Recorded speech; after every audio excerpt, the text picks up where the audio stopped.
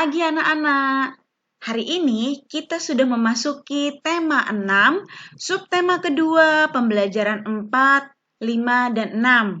Sebelum mulai pembelajaran, alangkah baiknya kalian awali dengan berdoa terlebih dahulu. Dan jangan lupa persiapkan juga buku cetak tema 6 dan buku LKS tema 6. Jadi, ini yang akan diberikan adalah rangkuman. Rangkuman dari tema 6, subtema kedua, pembelajaran 4 sampai 6. Jika sudah siap semua bukunya, yuk sama-sama kita simak video pembelajaran yang berikut ini.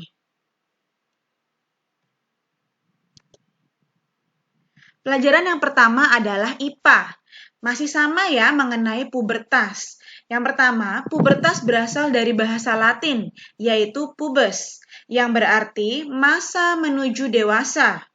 Pada masa pubertas terdapat perubahan pada tubuh anak yang dipengaruhi oleh hormon. Kedua, hormon merupakan zat yang dihasilkan oleh tubuh untuk mengendalikan proses-proses tertentu di dalam tubuh. Ketiga, pada masa pubertas, seorang remaja harus mulai dikenalkan dengan tanggung jawab. Harus bisa menjaga tingkah lakunya sesuai dengan norma adat, norma agama, dan norma-norma yang berlaku di masyarakat. Remaja juga harus bisa menjaga pergaulan agar tidak terjerumus kepada hal-hal yang buruk.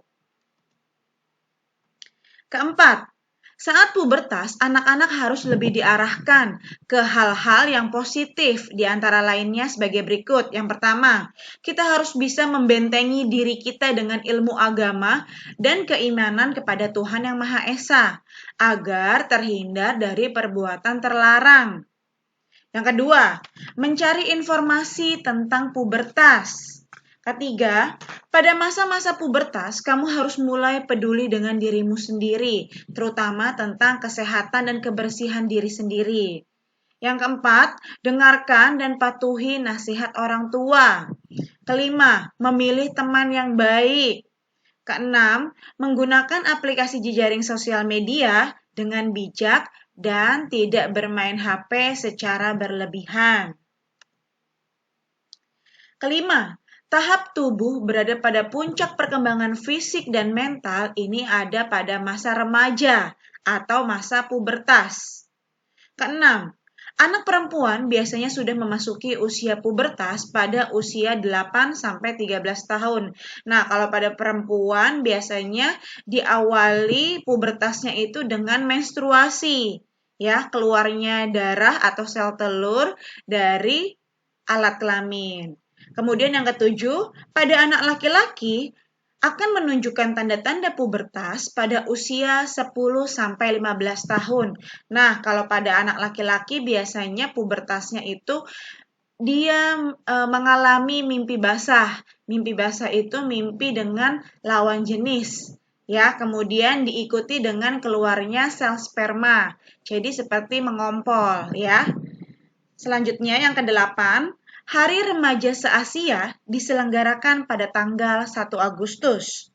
9. Badan Kesehatan Dunia atau WHO menyebutkan bahwa remaja itu adalah individu yang berusia di antara 10-19 tahun. Dari IPA kita lanjut ke Seni Budaya dan Prakarya atau SBDP. Yang pertama tentang menari. Menari adalah kegiatan menggerakkan tubuh dengan gerakan yang indah dan teratur. Kedua, bagian tubuh yang dapat digunakan untuk menari adalah tangan, kaki, dan juga kepala. Ketiga, tarian ada yang ditampilkan secara tunggal, tari berpasangan, dan juga berkelompok. Yang keempat, tari kelompok adalah tarian yang disajikan oleh beberapa orang dari awal hingga akhir secara kompak dan juga harmonis. Yang kelima, tari Panji Semirang ini berasal dari Bali. Tarian ini diciptakan oleh I. Nyoman Kaler pada tahun 1942. Kemudian yang keenam ada tari topeng kelana, adalah gambaran seseorang yang memiliki tabiat buruk, serakah, penuh amarah, dan tidak bisa mengendalikan hawa nafsu. Lagu pengiring dari tari topeng kelana ini adalah Gonjing dan Sarung Ilang.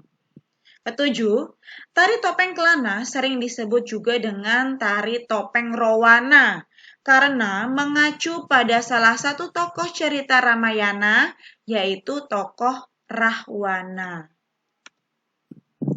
Selanjutnya ada pelajaran PPKN yang pertama. Negara Indonesia itu adalah negara demokrasi. Kedua, pada negara demokrasi yang memegang kekuasaan tertinggi itu adalah rakyat.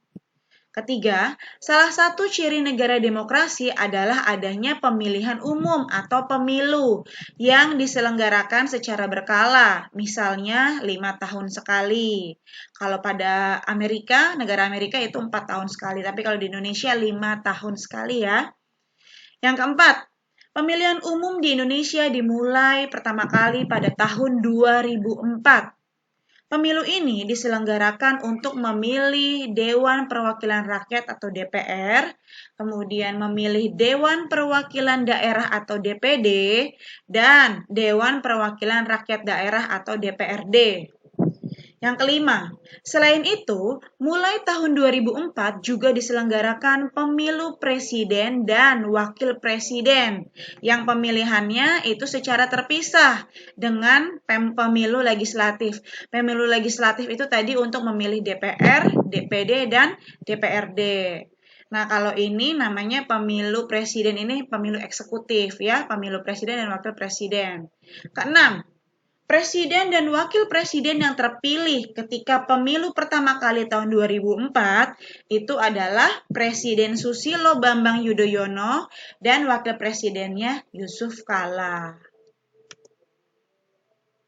Yang ketujuh, pemilu 2004 diatur dengan Undang-Undang Nomor 12 Tahun 2003 dan juga Undang-Undang Nomor 23 Tahun 2003. Kedelapan, adapun pemilu tahun 2009. Nah, ini diatur dengan Undang-Undang Nomor 10 Tahun 2008. 9. Pemilihan umum di Indonesia dilaksanakan berdasarkan asas Luber dan Jurdil. Nah, Luber ini kepanjangan dari langsung, umum, bebas, dan rahasia. Sedangkan Jurdil kepanjangan dari jujur dan adil. 11. Pemilu diselenggarakan oleh Komisi Pemilihan Umum atau KPU ya. Pemilu diselenggarakan oleh KPU. 12. Lembaga KPU bersifat nasional, tetap dan mandiri. 13. Adapun yang berhak menjadi pemilih atau yang menyalurkan hak pilihnya itu adalah khusus untuk penduduk Indonesia saja yang berusia sekurang-kurangnya 17 tahun atau sudah memiliki KTP atau sudah menikah. Selanjutnya nomor 14 masih PPKN ya. Tujuan nasional Indonesia terdapat dalam pembukaan Undang-Undang Dasar Republik Indonesia tahun 1945 alinea keempat. 15. Pemerintah menetapkan hak dan kewajiban warga negara Indonesia dalam Undang-Undang Dasar Republik Indonesia. 16. Jika hak dan kewajiban dilaksanakan dengan baik, maka akan terciptalah kesejahteraan dan keharmonisan hidup berbangsa dan bernegara. Nah, anak-anakku sekalian, baru saja telah kita simak bersama-sama video pembelajaran dari tema 6, subtema kedua, pembelajaran 4, 5, dan 6. Apabila ada hal-hal yang ingin kalian ulang, kalian catat, boleh kalian putar lagi videonya. Jangan lupa pesan Miss Novi tetap semangat belajarnya. Jangan lupa jaga kondisi tubuh supaya tetap sehat. Sampai jumpa lagi di video pembelajaran berikutnya.